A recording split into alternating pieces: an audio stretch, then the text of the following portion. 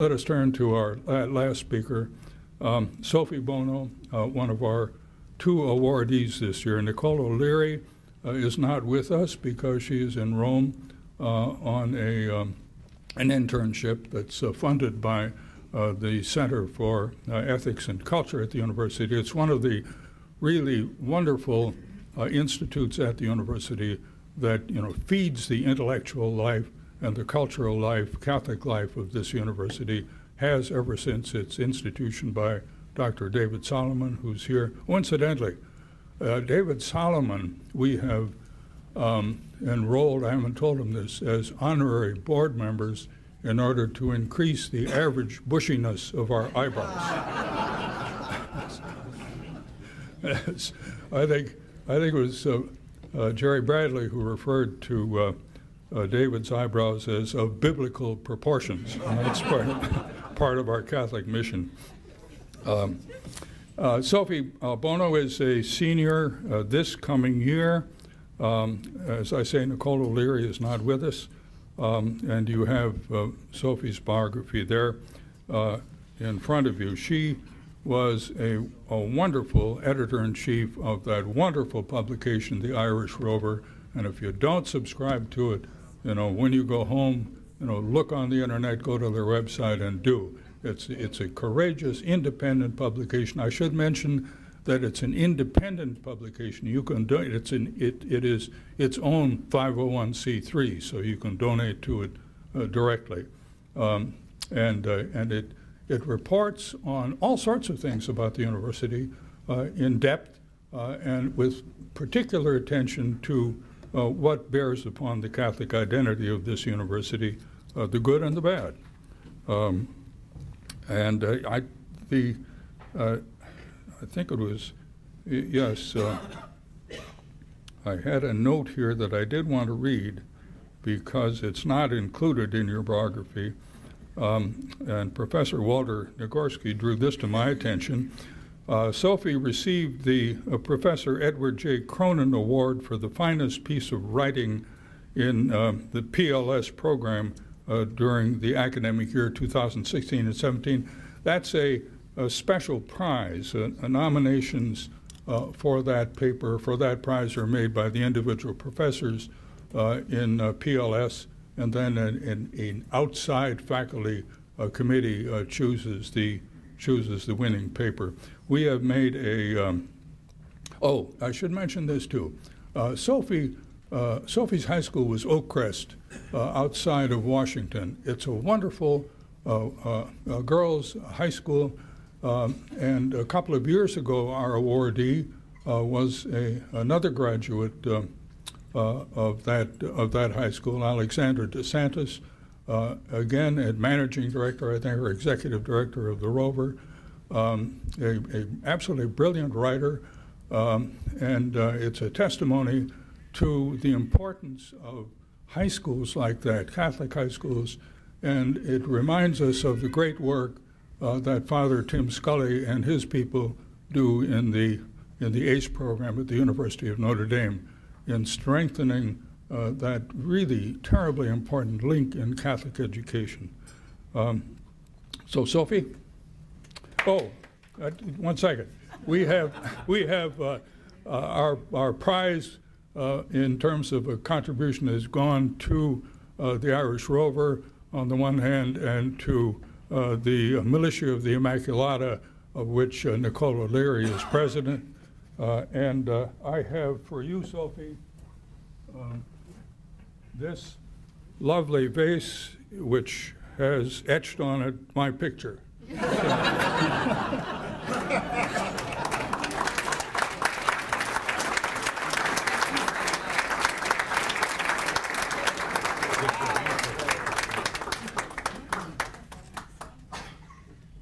Thank you so much. It's a great picture on the vase. Okay.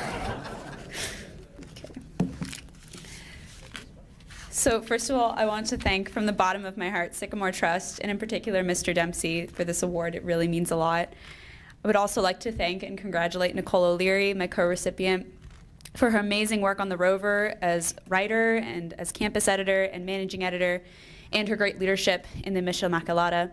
and her wonderful friendship. And I'm only sad that she can't be here, but she is very deserving of the award as well. And thank you, all of you, for being here this morning, and to all of those who are watching the live stream. It's an honor and a pleasure to be with you all. When I first came to Notre Dame, I was dragging my feet. It was Ash Wednesday of 2014, my senior year of high school. And when I realized that my dizziness and stomachache were not merely symptoms of fasting, my desire to visit the distant South Bend campus significantly dropped. But after the rallying encouragement of my mother, I found myself half asleep at Reagan National Airport, then in a rental car being driven in a daze through Chicago, and finally to the warmly lit stoop of the Morris Inn at 1:30 in the morning. From that moment on, we were greeted with friendly smiles and assistance from everyone we met. At the tour the next morning, thinly attended on a cold day in March, we had our tour guide all to ourselves, and she cheerfully guided us all around campus. I rapidly fell in love. When I received my acceptance letter a few weeks later, I committed in a heartbeat. I returned to South Bend in August with a spring in my step. All the same, I never could have guessed what awaited me here at the University of Notre Dame. Immense personal growth, daring endeavors, and a beautiful mixture of painful and joyful experiences of love. Looking back upon my 3 years here so far, I'm so grateful for the treasures I have found here. I have a chapel with the Blessed Sacrament and Mass at my fingertips, a vibrant dorm community around me, a thrilling sense of unity with my fellow students at football games, and of course, a number of wonderful friends. Let me elaborate on that last one. I often tell people that my favorite part about Notre Dame is the range of personal connections I have made here. I have formed close bonds with people who share my core values. These friends have sustained and strengthened who I am. At the same time, I have formed equally genuine friendships with people from a variety of backgrounds and with different beliefs. We have bonded through other things, a shared interest, a common value, or even just our love for Notre Dame. Because of the treasures I have received here, throughout all the ups and downs that life has brought me, I have never once doubted that this is the place I am meant to be. Still, I have also learned more deeply that Notre Dame, like any place on earth, is no haven of perfection. Not all my friendships have lasted, not every football game has been pleasant, and not every university action has strongly adhered to the faith at the heart of its mission. Here's an example. During my freshman year, all new students had to attend 3 sessions called Building Community the Notre Dame Way. The second of these sessions focused on preventing discrimination based on sexuality, sexual orientation, and other related qualities. The presentation emphasized the university's commitment to charity and inclusion, noble and beautiful qualities, no doubt. However, what struck me about the videos we were shown was that they defined and described a list of terms such as bisexual, lesbian, and transgender as if they were normal.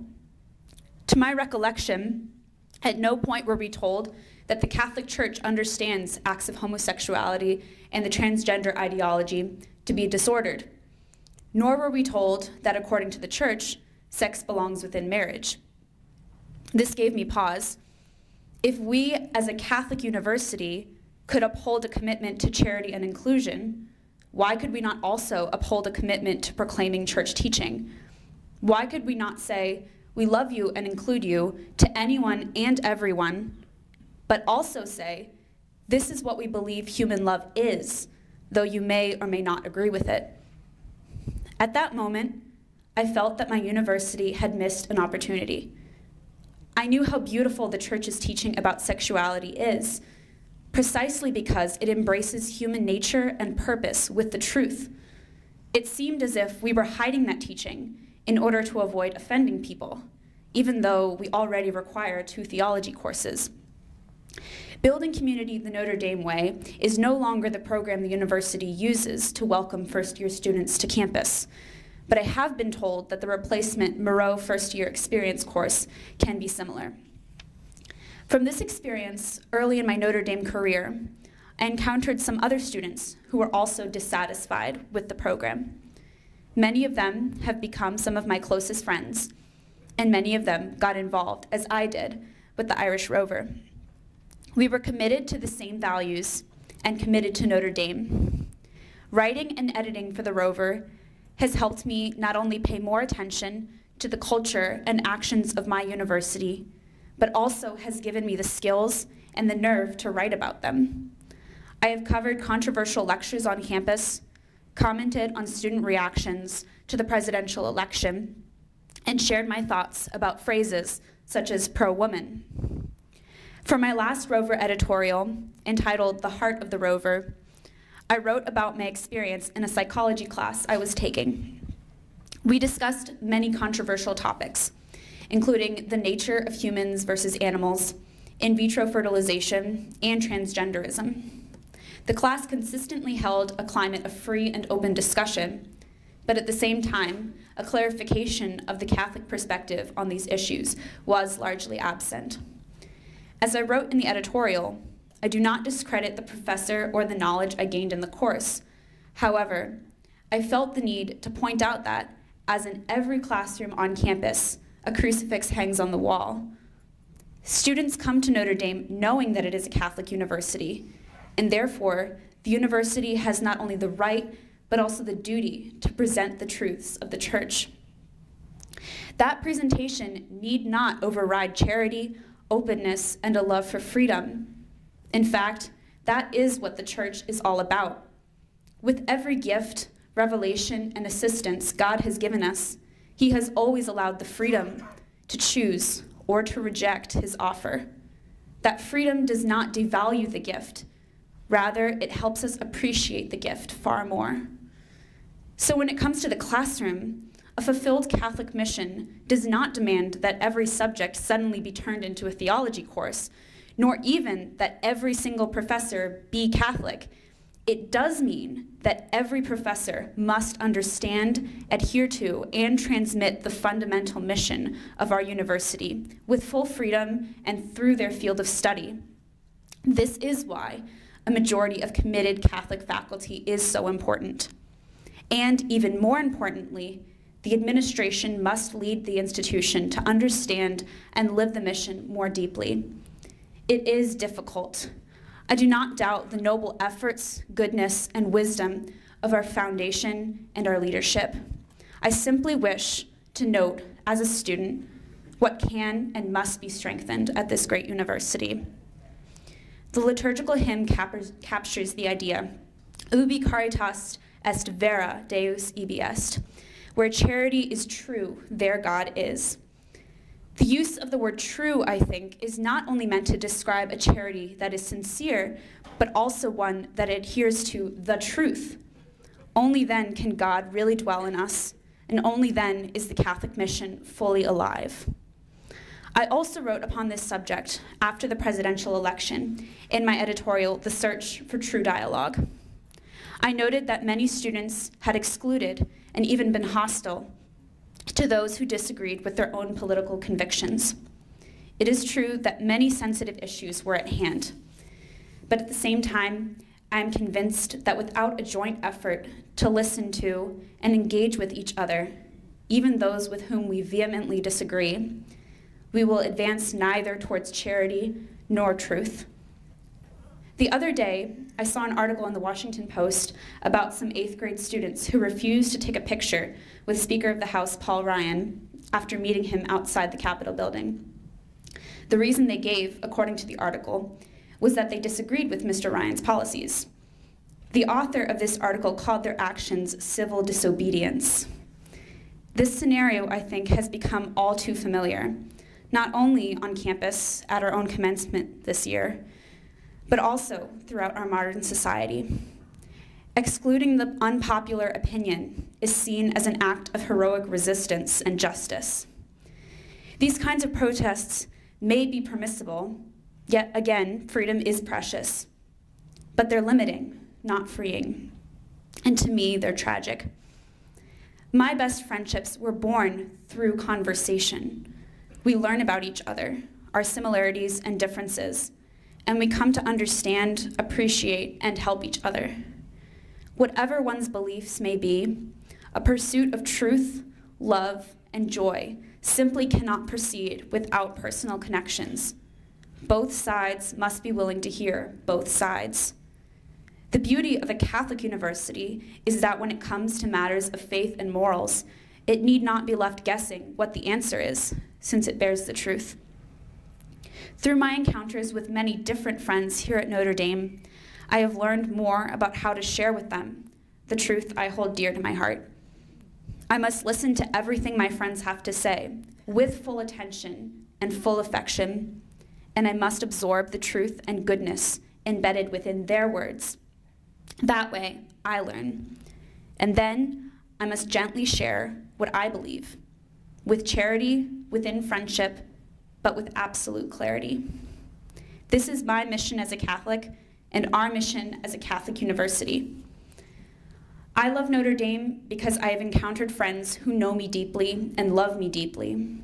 Some agree with what they know I value, and some don't. But that does not stop our friendships. On the contrary, these are friends I enjoy, learn from, and try to help in any way that I can. I try to share myself without compromising myself or the truth. I would walk with any friend of mine to the edge of a cliff, but not a step beyond. I thank Notre Dame for helping me build these kinds of friendships. I really can't wait to see where they take me and what else I will discover in my final year. Finally, I hope and pray that these kinds of friendships can permeate this university, and beyond that, our culture. Only then can we transform the world from within into a place of resounding truth and true love. Thank you.